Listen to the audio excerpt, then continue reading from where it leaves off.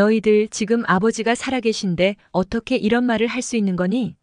나는 안 보이는 거냐? 엄마, 그런 말에서 뭐가 달라져요? 현실을 받아들이세요. 그래, 엄마. 선생님께서 마음의 준비를 하라고 했잖아. 안녕하세요. 저는 72세 손미영입니다. 제 남편과 저는 이름만 대면 알만한 서울의 명문대에서 교수로 일했습니다. 한참 잘 나가던 시절에는 각종 외부 행사로 너무 바쁘다 보니 집에서 쉬는 삶을 꿈꿨답니다. 퇴직한 후 지금은 경기도 광주의 시골 마을에서 살고 있어요. 시골 생활이 단순하고 조용해서 좋긴 하지만 가끔은 도시의 분주함이 그립기도 하답니다. 특히 대학교 강단에서 학생들을 가르칠 때를 생각하면 한 번씩 너무 그립습니다. 지금도 한 번씩 연락을 해오는 제자들 소식에 기쁘기 그지없습니다. 제 뒤를 이어 전임 교수가 된 아이 학과 공부에 흥미가 없었어도 사회에 나가 제 자리를 찾은 제자까지요. 제자들 연락이 오면 다시 그 시절로 돌아가고 싶어진답니다. 저는 슬하에 이남 일녀를 두었습니다. 강단에서 교수 역할을 하느라 엄마의 역할은 부족했답니다. 그래도 우리 삼남매는 제법 잘 자라주어서 늘 고맙게 생각합니다. 늘 전교 1등을 휩쓴 큰 아들 형철과 작은 아들 형진이, 공부는 부족해도 음악에 소질을 보이던 막내딸 수진이까지 너무 사랑스러운 아이들입니다. 영특하게 자라는 아이들 뒷바라지를 위해 정말 노력했답니다. 저희 부부는 삼남매를 유학 보내기 위해 모든 재산을 자식들 교육에 투자했어요. 당시에는 그게 당연한 일이라고 생각했죠. 형철이는 미국으로, 형진이는 영국으로, 그리고 막내딸 수진이는 첼로의 고장 독일로 유학을 보냈어요. 학비와 생활비를 마련하느라 우리는 정말 열심히 일했어요. 다행히도 아이들은 자신의 역할을 잘 감당했고 한국에 돌아와서 자리를 잘 잡았습니다. 큰 아들은 우리나라 최고 기업의 최연소 임원이 되어 승승장구하고 있어요. 작은 아들은 사업에 소질이 있어 벤처기업을 운영해서 제법 브랜드를 가진 기업으로 자랐지요. 막내 수진이는 서울시립교향악단에서 일하다가 결혼 후에는 쉬고 있지요. 제 주변 사람들은 모두 저를 부러워한답니다. 저도 늘 감사했습니다. 잘 자란 아이들 덕분에 사람들 앞에서 교수 체면도 구기지 않았지요. 그 일이 일어나기 전에는 말이죠. 시골 생활은 편하면서도 심심했고 안정적이면서도 불안했습니다. 바쁘게 움직이던 사람들이 아무 일도 하지 않고 연금으로만 생활하니 그럴 수밖에 없었죠. 갑자기 생긴 여유를 누릴 마음의 준비가 되지 않았다는 걸 그제야 알았답니다. 처음에는 일을 하려고도 했었어요. 그런데 생각만큼 할 일이 없더군요. 1년, 2년 미루다 보니 기회가 더 없어지더군요. 이제는 나이 70이 넘어서 정말 일할 곳이 없습니다. 그래도 저희 부부는 나름의 방식으로 시골 생활에 적응해 가고 있습니다. 우리 부부는 일찍 일어나고 일찍 잤습니다. 풀 벌레 소리와 눈만 뜨면 쑥쑥 자라는 잡초를 바라보며 하루를 보내기도 했죠. 아침 일찍 시장에 가서 장을 보고 집으로 돌아와서는 집안일을 하고 드라마도 보고 책도 읽었죠. 남편은 지금도 가끔씩 어렸을 적 아이들의 성적표를 보고 흐뭇해했어요.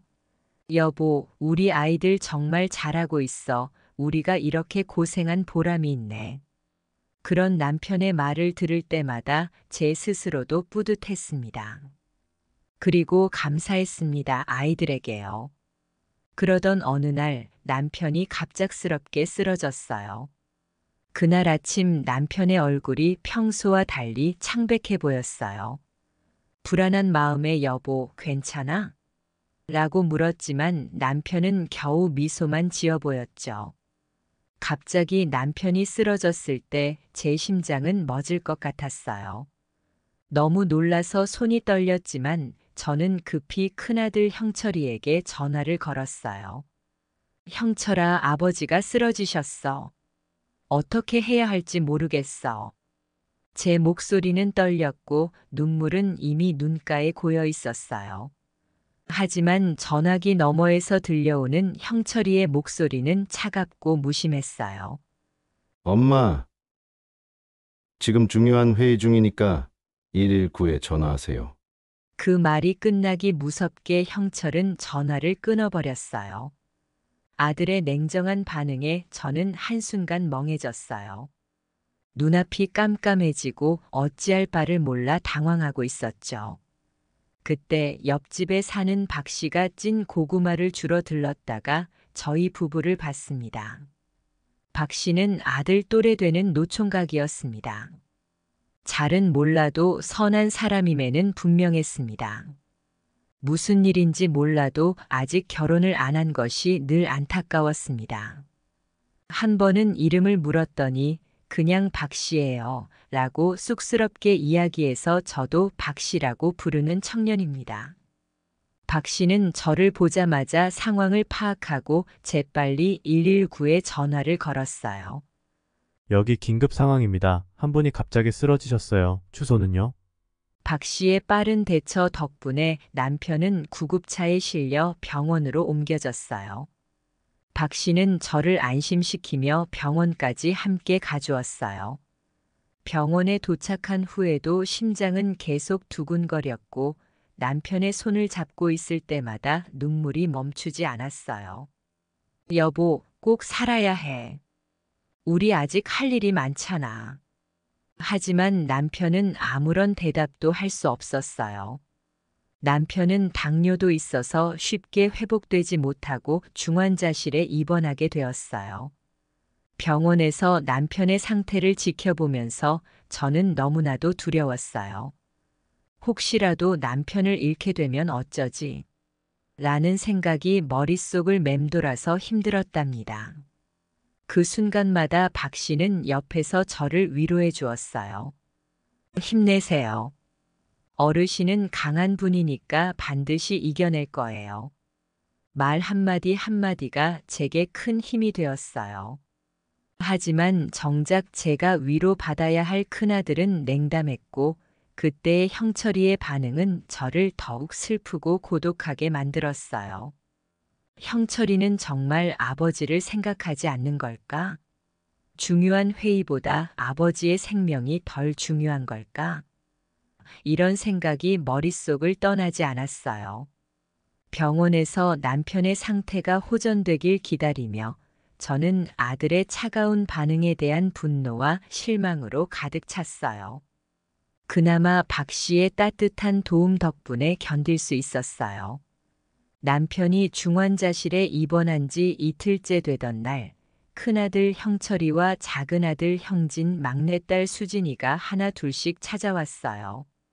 큰아들 형철이는 평소와 다르게 냉랭한 표정이었고 작은아들 형진이는 사업 문제로 바쁜 모습이었어요. 그래도 아이들이 찾아오니 마음이 편안해졌어요. 늙으면 자식밖에 없다는 말이 이런 건가 하고 생각했습니다.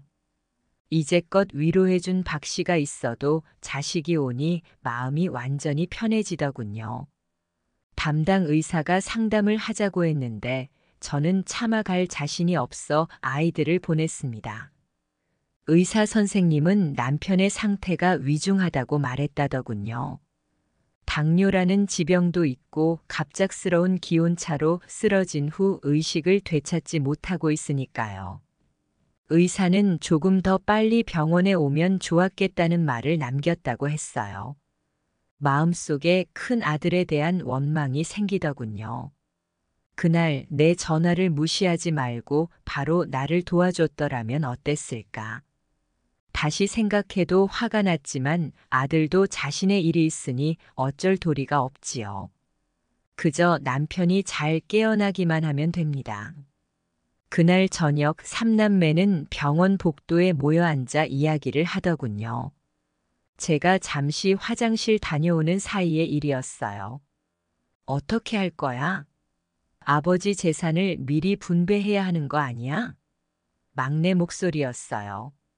그러니까 상속세보다는 지금 돌리는 게 나을 텐데.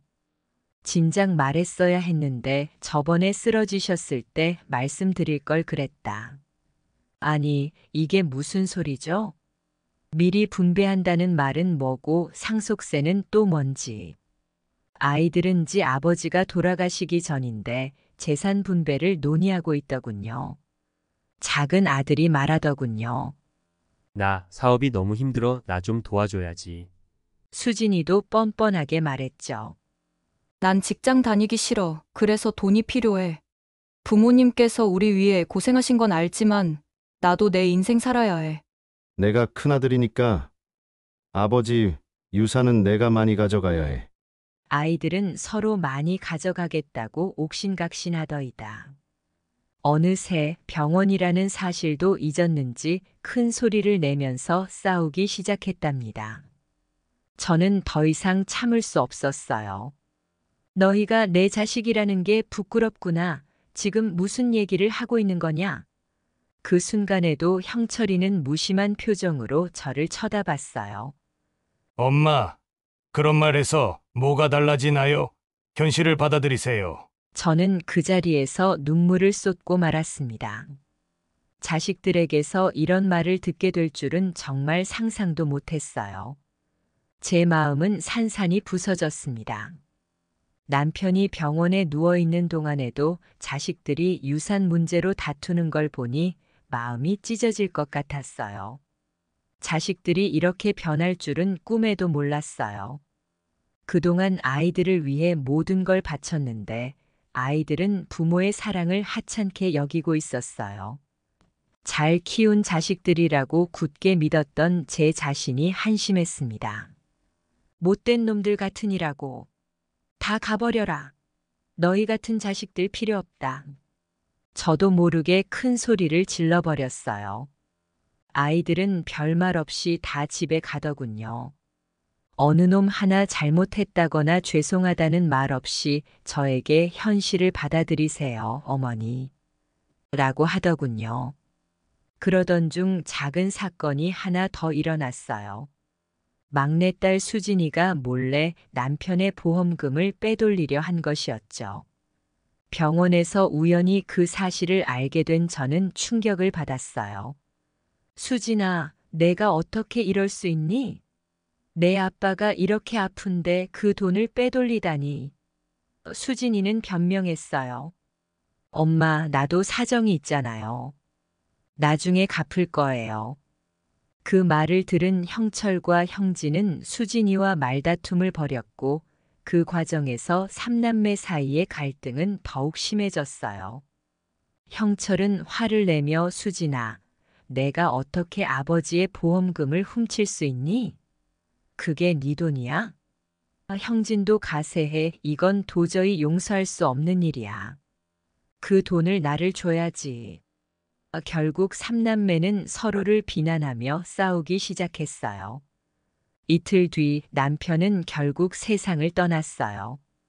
저는 남편을 선산에 묻고 싶었지만 삼남매와 다시 다투기 시작했어요. 요즘 누가 산소를 만들어요? 다들 바쁘잖아요. 관리할 사람이 없고요. 납골당으로 모시는 게 좋겠어요. 엄마도 우리도 편할 것 같아요. 마음이 답답할 때라도 남편을 찾아가서 보고 싶을 제 마음은 안중에도 없더군요. 자식들의 차가운 말에 저는 기가 막혔어요. 삼남매를 위해 모든 것을 희생했는데 자식들은 자신들만 생각하고 있었어요. 결국 저는 아이들 의견에 따르기로 했습니다. 3일장 치르던 날 아침에 또 한바탕 소동이 일어났어요. 작은 아들이 부의금 함을 열어서 돈을 빼갔습니다. 자기가 사업을 하니까 가장 많이 부의금을 받았다면서요. 그날은 발인이었습니다. 친척들도 함께 있었는데 발인도 하기 전에 부의금 함을 열어서 돈을 세고 앉아 있으니 정말 기막히더군요. 거기에 큰 아들놈도 거들더군요. 자기는 임원이라서 손님이 많았으니 자기가 더 많을 거라면서요. 막내만 어쩌지를 못하고는 똑같이 나눠야 한다며 악다구니를 쓰더라고요. 못된 놈들. 제 마음속으로 또 되뇌었습니다. 그날은 비가 내렸습니다. 마치 제 눈물처럼요. 장례가 끝나고 나서 저는 무너져 내리는 마음을 다잡고 조용히 결심했어요. 더는 자식에게 기댈 것이 없습니다. 이제는 아이들을 떠나 조용히 지내야겠다고 말이죠. 집에 돌아와 혼자 힘든 시간을 보낼 때 옆집 박 씨는 저에게 큰 위로가 되었어요. 이름은 박민수라고 했습니다. 왜 결혼하지 않았냐고 하니 아픈 사연을 가지고 있더라고요. 민수 총각은 본디 전주 출신이라고 했습니다. 아주 어렸을 적에 고아원에서 자랐다고 했어요. 고아원에서는 잘 지냈지만 성인이 돼서 독립이라는 것을 하고 나니 너무 막막했다고 하더군요. 한번 결혼할 뻔 했는데 여자 집안의 반대에 결국 파혼당했다고 하더군요. 그래서 혼자 살기로 결심을 했다는 말을 들으니 마음이 아리더군요. 그 상처가 얼마나 컸을까 싶었어요. 민수 총각은 자주 저를 찾아왔어요. 퇴근길에 군고구마와 붕어빵을 사다 줬어요. 밥을 안 먹고 끼니를 넘기는 일이 잦다 보니 자연스레 살이 빠졌어요. 그런 저를 짐작이나 하듯이 먹을 것을 자주 가져다 주었어요. 함께 먹고도 가고 잠깐씩 이야기도 하면서 말이죠.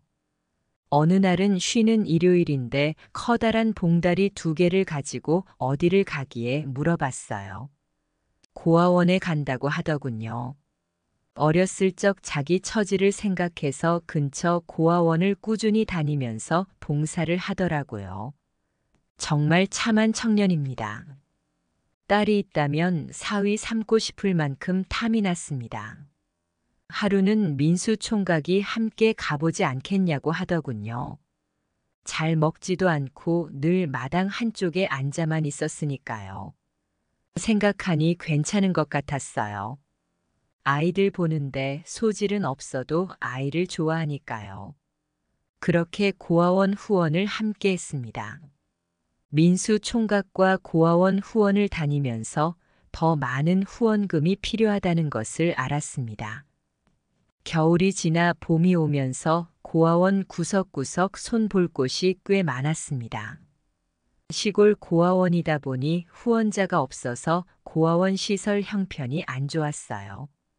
누가 후원해주면 좋겠다라고 생각하던 차에 순간 저도 할 수 있다는 생각에 이르더군요. 저에게 남은 재산이라고는 연금과 집뿐이었어서 선뜻 나서지는 못하겠더군요. 남편이 죽고 고향에 살던 여동생이 계속 내려오면 좋겠다고 했어요.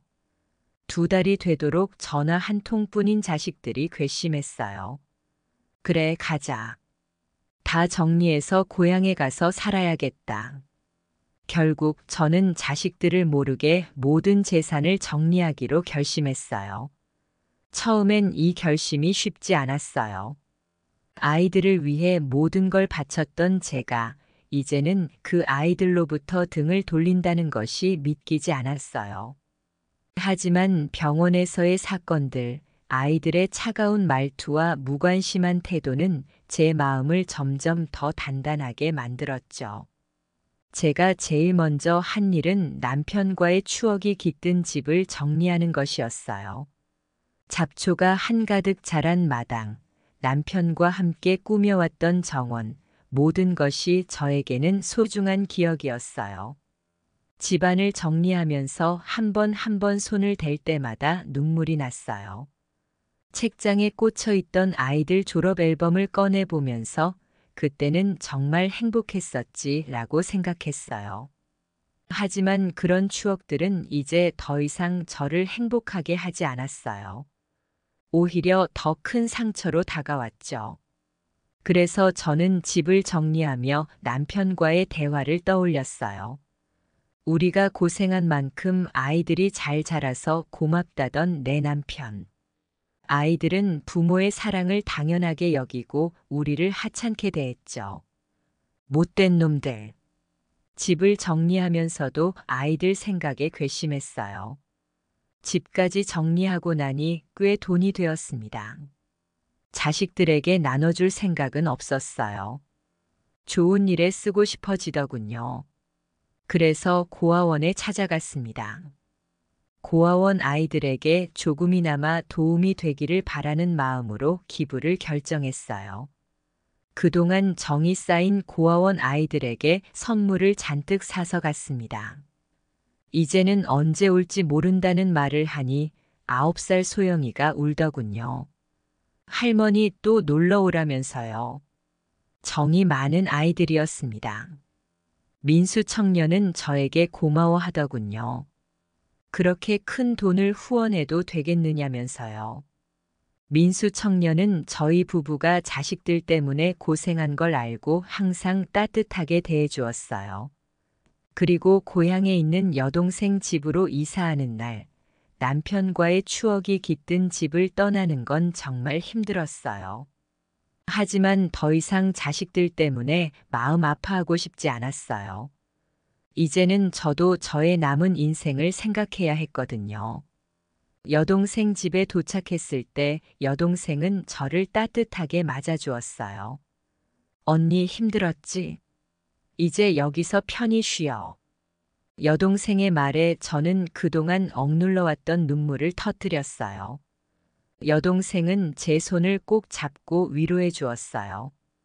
그 순간 저는 비로소 마음의 짐을 조금 내려놓을 수 있었어요.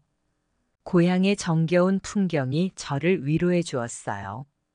매일 아침 일찍 일어나 고향의 공기를 마시며 산책을 하고 여동생과 함께 밭일을 하며 소소한 행복을 찾았어요. 그렇게 지내면서 점차 마음의 안정을 찾을 수 있었어요. 이제는 더 이상 자식들 때문에 마음 아파하지 않습니다. 배신과 무관심은 제게 큰 상처로 남았지만 이제는 그 상처를 딛고 새로운 삶을 살아가려고 해요. 형철아, 민수야, 수진아, 우리는 너희에게 최선을 다했단다. 모든 걸 걸고 사랑했으니 여한도 없구나. 언젠가는 다시 볼 날이 있겠지. 그날은 아마도 내 장례식일 거다. 아이들 셋에게 똑같은 편지를 보내놓고 저는 집을 떠났습니다. 아이들이 저를 찾아 나설까요? 제가 죽을까봐? 아니면 죽으면 재산을 나눠야 하니까? 모르겠네요, 저도. 제가 한 결정이 맞는 것인지는 아직도 헷갈립니다. 구독자 여러분께서는 어떻게 생각하세요? 혹시 제게 조언해주고 싶은 말이 있으시다면 댓글로 남겨주십시오. 죽는 날까지 마음에 새기며 명심하겠습니다. 자식이 내 인생의 전부인 것처럼 살았을 구독자 여러분, 힘내세요. 제 사연이 좋으셨다면 구독 눌러주시고 또 찾아주세요. 언제나 행복하시고 건강하시길 빕니다.